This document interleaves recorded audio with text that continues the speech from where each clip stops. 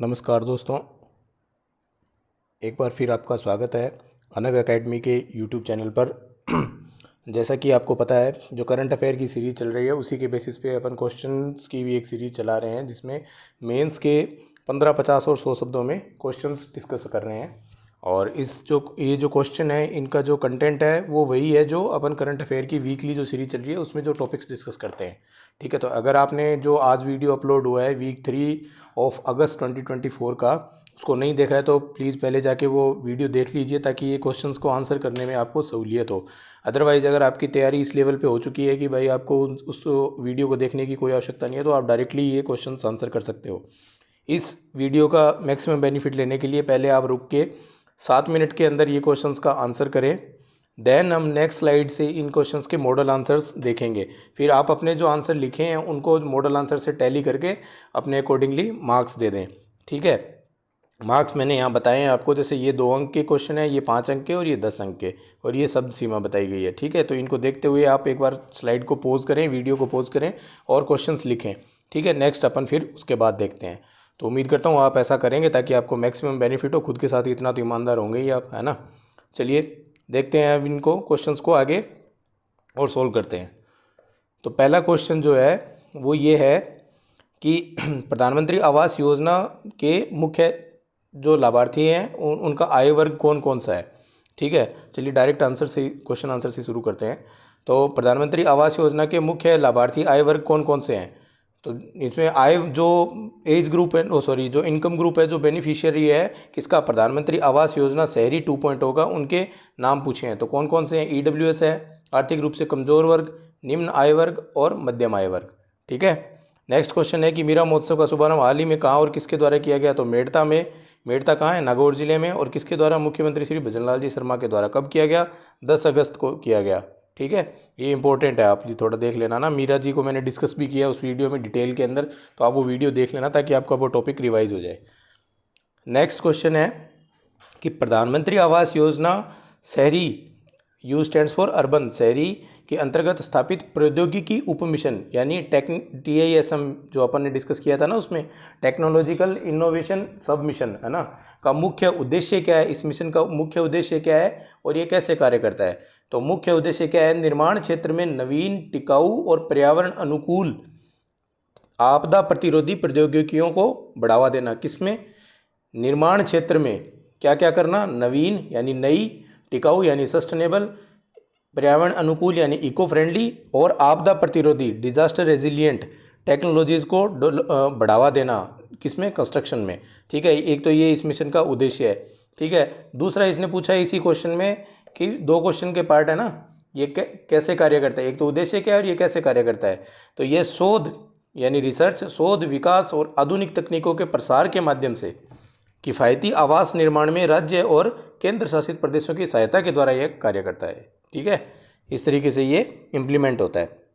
Next है आपका, राजस्थान में जल जीवन मिशन के तहत जल की गुणवत्ता की निगरानी में महिलाओं की भूमिका का उल्लेख करें। ठीक है, तो क्या है कि महिलाओं की सक्रिय भूमिका है। कैसे, गाँवों में जो गठित हुई है जल एवं स्वच्छता समितियाँ, उनमें महिलाओं को सदस्य बनाया गया और वो उनको फील्ड टेस्ट किट प्रदान की गई है, जिनके द्वारा वो क्या कर रही हैं, पानी की गुणवत्ता की जांच कर रही हैं। ठीक है, इसके लिए बाकायदा उनको ट्रेनिंग दी गई है, प्रशिक्षण दिए गए हैं। इससे क्या हुआ कि स्थानीय स्तर पर पानी की शुद्धता सुनिश्चित हो रही है। ठीक है, 99% तक पानी की शुद्धता सुनिश्चित हो रही है लोकल लेवल पे ही। नेक्स्ट क्वेश्चन है कि ICAR द्वारा हाल ही में जारी की गई 109 जलवायु अनुकूल फसल किस्मों के विकास के प्रमुख उद्देश्य क्या है। यानी क्वेश्चन पूछा है कि उद्देश्य क्या है, इंपॉर्टेंट उद्देश्य क्या है। तो मुख्य उद्देश्य क्या है, कृषि उत्पादकता और किसान की आय बढ़ाना। ठीक है, ये तो है मेन उद्देश्य है, प्रमुख उद्देश्य तो ये हैं। साथ ही क्या है, एडजॉइंट जो उद्देश्य हैं, मतलब सन्निहित उद्देश्य क्या है। एक तो जलवायु परिवर्तन, जैसे सूखा, लवणता, रोग आदि के प्रति लचीलापन प्रदान करना। ठीक है, इनका विकास इनके विकास से इफेक्ट क्या होगा, टिकाऊ कृषि और मूल्य संवर्धन होगा, है ना। इसी को इन्होंने फोकस किया है। ठीक है, तो ये आप इंपॉर्टेंट क्वेश्चंस हैं। एक बार इस स्लाइड का आप स्क्रीनशॉट ले लें ताकि इन एग्ज़ाम टाइम पे आपको क्या होगा कि रिवाइज करने में आसानी होगी। ठीक है, नेक्स्ट क्वेश्चन है कफाला प्रणाली पे। तो क्वेश्चन क्या है कि कफाला प्रणाली प्रवासी श्रमिकों, ये प्रणाली यानी कफाला प्रणाली प्रवासी श्रमिकों के शोषण का कारण कैसे बनती है, आपको क्या बताना है, कैसे बनती है। शोषण का कारण है ये इन्होंने बता दिया, और कैसे है वो आपको बताना है, क्वेश्चन को समझना है आपको, ठीक है। इस प्रणाली में सुधार हेतु सुझाए गए किन्हीं 4 प्रमुख बिंदुओं का वर्णन करें। वो बिंदु जो आप वीडियो देखोगे ना, तो उसमें सुधार के कुछ बिंदु डिस्कस किए गए हैं, उनको यहाँ मेंशन करना है, ठीक है। चलिए देखते हैं भाई। कफाला प्रणाली में प्रवासी कैसे शोषण कैसे करती है, वो यहाँ बताया है कैसे कि कफाला प्रणाली में प्रवासी श्रमिक का वीज़ा और कानूनी स्थिति सीधी उसके नियोक्ता से जुड़ी होती है, यानी जो एम्प्लॉयर है उससे जुड़ी होती है, जिसको क्या कहते हैं, कफील, ठीक है। जिससे शक्ति का गंभीर असंतुलन पैदा हो जाता है। इससे क्या होता है, ये शोषण को बढ़ावा देती है। कैसे कैसे करते हैं ये लोग, पासपोर्ट जब्त कर लेते हैं, कम वेतन देते हैं, या नौकरी बदलने या अनुमति देने बिना अनुमति के देश छोड़ने की कोई इनको अत्यधिक कठिनाई होती है, तो इस तरीके से तो ये शोषण करते हैं। तो ये इसका आंसर हो गया कि कैसे करती है। अब हो गया कि ये इस कारण श्रमिक शोषित होते हैं। अब कहता है कि सुधार के सुझाव बताइए।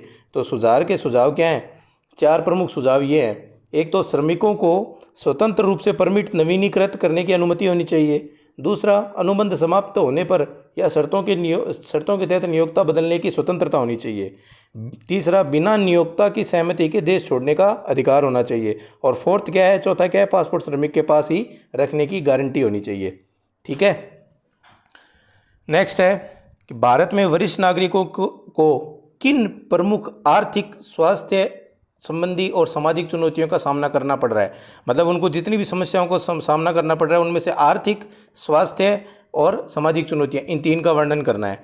तो आर्थिक रूप से किन किन चुनौतियों का सामना करना पड़ता है, अपर्याप्त आय, पेंशन का अभाव, बढ़ती महंगाई और दूसरों पर निर्भरता। किस पर निर्भरता, बढ़ती महंगाई पर और दूसरों पर, ठीक है। स्वास्थ्य के रेस्पेक्ट में क्या है, पुरानी बीमारियां और महंगी व दुर्गम चिकित्सा सुविधाओं, ठीक है, तक पहुंच और स्वास्थ्य बीमा की कमी, है ना। और मानसिक स्वास्थ्य है, जैसे अवसाद, अकेलापन, डिमेंशिया, अल्जाइमर वगैरह, है ना, ठीक है। उनसे जुड़े मुद्दों से ये वरिष्ठ नागरिक जो हैं वो जूझते हैं।